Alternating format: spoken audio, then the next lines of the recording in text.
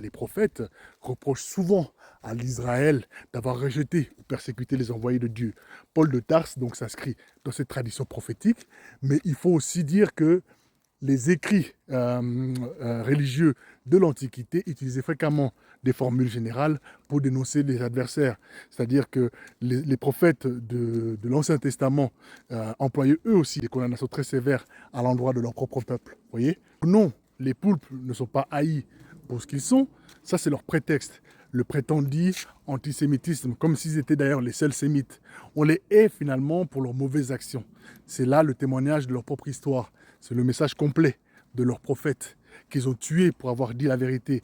Et c'est là, c'est l'histoire des 2 derniers millénaires dans toutes les nations où ils se sont établis.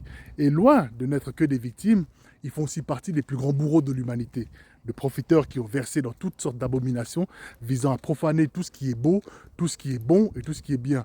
Je ne parle que, par exemple, de l'entremise des poulpes dans le commerce triangulaire, l'exploitation et la destruction des corps noirs à travers le commerce abominable de l'esclavage.